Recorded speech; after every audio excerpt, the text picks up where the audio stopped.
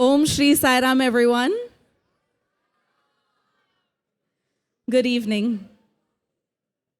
I offer my humble pranams at the lotus feet of our beloved Bhagwan and invite you to join us on a journey this evening. Our first offering is from the SSE children, a play titled, I Am the Light. We have heard Swami share Oka Chinna Katha, and this is the style in which the play is presented. A short and simple story with a sweet message, Oka Chinna Katha. With over 80 children, ranging in ages from 5 to 17 years old, and coming in from all across the country, this play and performance includes both live music and narration. The costumes and props were designed by SSE teachers, parents, and alumni, and we thank them all for their efforts.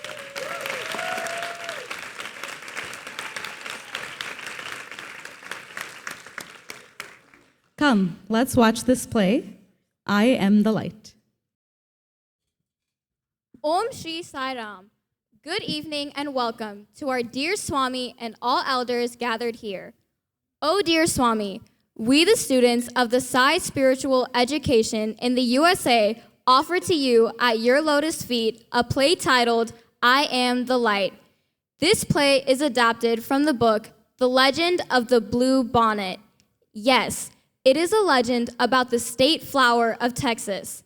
As all stories begin, this event happened a long time ago, and it is about a child and her tribe. They were going through a lot of hardship, and the great spirits gave them the secret to redeem themselves. But it came at a steep price. What did the tribe do, and what did the little one do? Let us find out.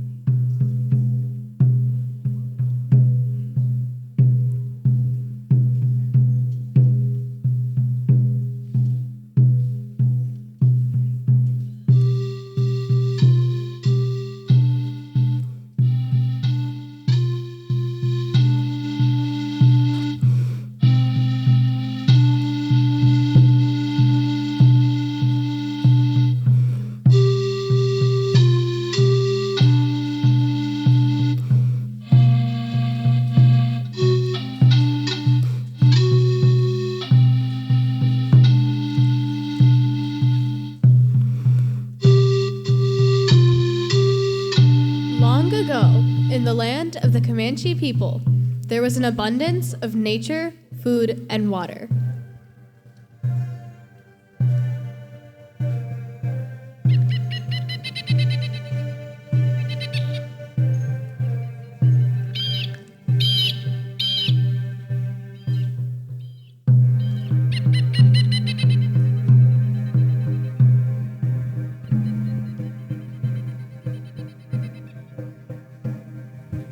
Hey yana ho yana hey yan yan. Hey yana ho yana hey yan yan. The earth is our mother. We must take care of her. The earth is our mother. We must take care of her. Hey yana ho yana hey yan yan. Hey yana ho yana hey yan yan.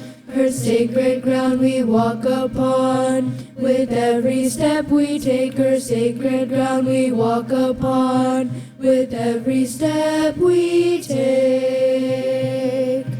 Hey yana ho yana hey yan yan.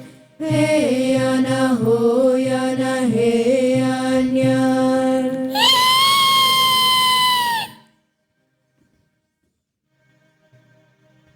But then something changed, and the skies stopped raining. The rivers dried up. The animals vanished. The people prayed, but nothing changed. The tribe leader prayed to the Great Spirit, saying, "O Great Spirit, our land is dying and our people are suffering. Tell us what we have done to anger you end this drought and save your people. Tell us what we must do so you will send the rain that will bring back life.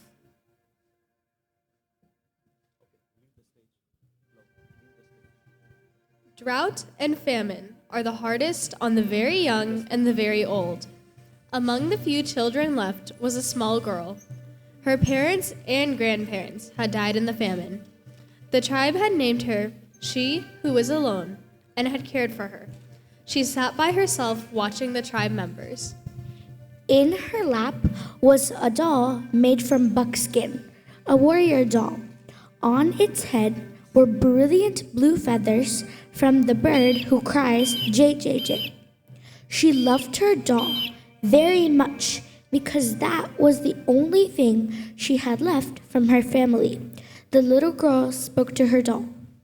Soon, the shaman will go off alone to the top of the hill to listen for the words from the great spirits.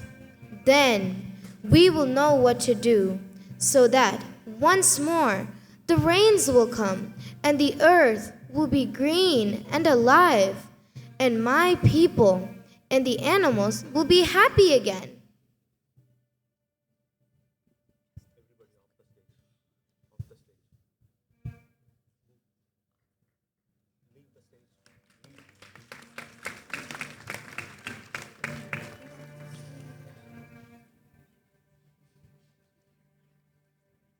The shaman is seated with the hands raised in prayer to the great spirits. Shaman says, "O Great Spirit, my people are suffering.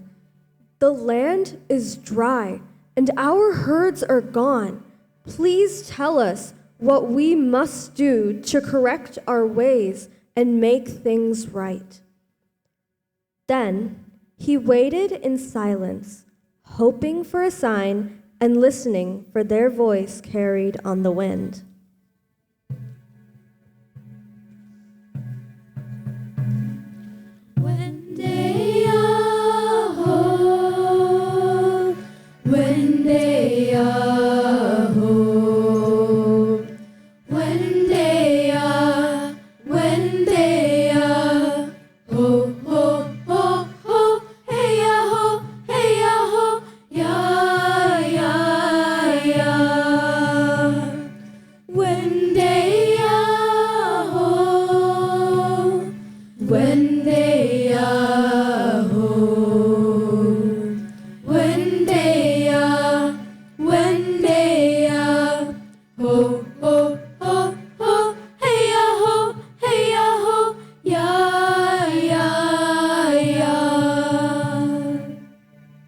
The shaman is grateful to the Great Spirit and returns to his tribe.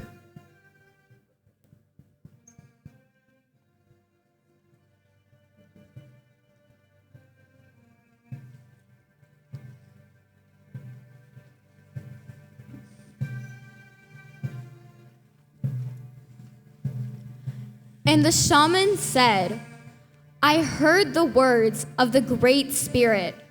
Our people have become selfish. For years, we have taken from the earth without giving anything back. So, we must make a burnt offering of the most valued possession among us. The ashes of this offering shall then be scattered to the 4 points of the land. When this sacrifice is made, drought and famine will cease, and life will be restored as before."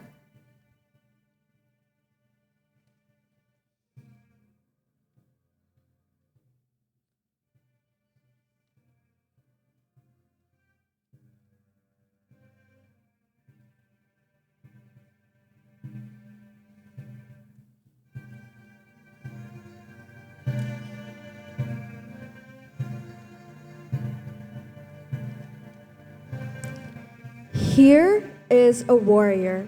He is coming forward holding his bow. He looked at it for a long moment as if he wanted to sacrifice his bow. But then he thought, "I'm sure it's not my new bow that the great spirits want. How else will I hunt or protect our tribe without this bow?" He hesitated, then slowly turned and walked away. Next, we see a woman who is holding a blanket that she is very fond of because it was woven by her mother. And since that blanket keeps her and her family safe and warm, she feels that she cannot part with it. She shook her head and slowly walked away.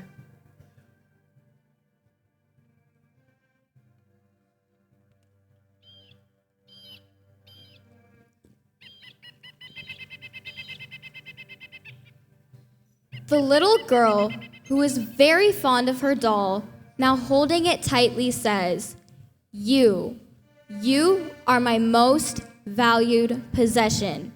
It is you that the great spirits want."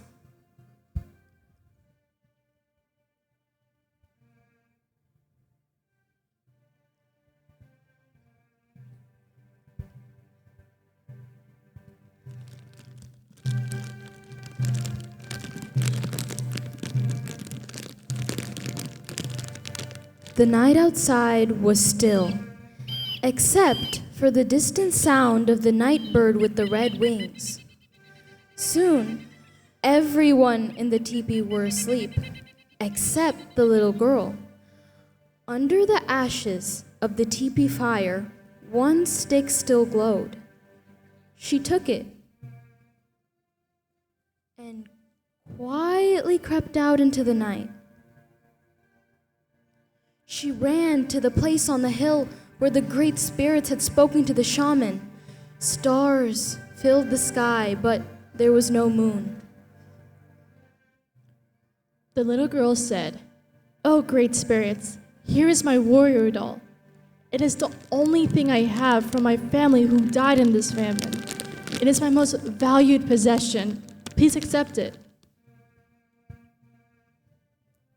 Then, gathering twigs, she started a fire with a glowing fire stick. The small girl watched as the twigs began to catch and burn. She thought of her family, all of the people, their suffering, their hunger, and before she could change her mind, she offered her doll into the fire.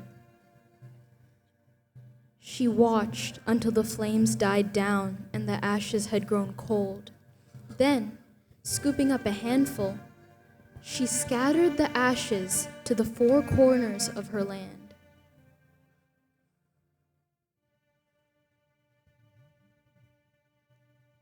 Then, she went back to her teepee and fell asleep.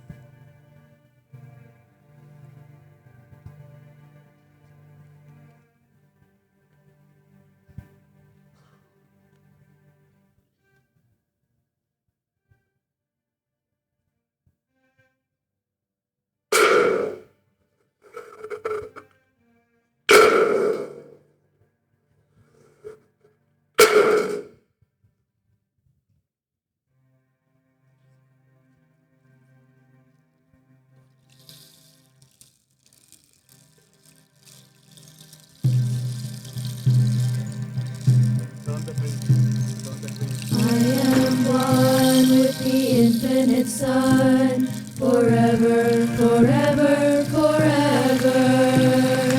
I am one with the infinite Sun, forever, forever, forever. Kuate leno leno mahate, hayano, hayano, hayano. Kuate leno leno mahate, hayano, hayano, hayano. The people's hearts are filled with gratitude as they rejoice in the rain. For the next 7 days, it continues to rain, and the land began to live again. On the 7th day, the hill is covered with beautiful blue flowers, and the people gathered on the hill with she who was alone to look at the miraculous sight.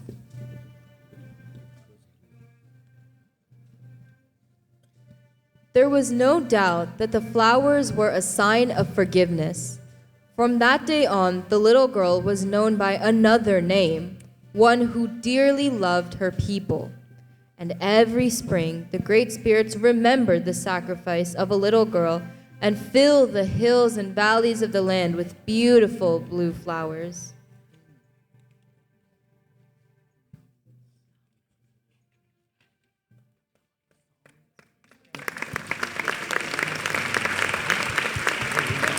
This is a beautiful story of sacrifice, reminding us that even the smallest acts of love can bring about the greatest transformations.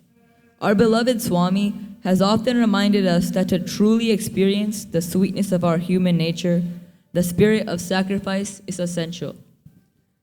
No matter how many good deeds we perform or how much wealth we acquire, without the spirit of sacrifice, the divine cannot be realized. As messengers of his love and light, we humbly offer this as our prayer to Swami, to live each day with hearts full of love, hands ready to serve, and lives rooted in selflessness. May the love we're sharing spread its wings, fly across the earth and bring new joy to every soul that is alive. Samasta loka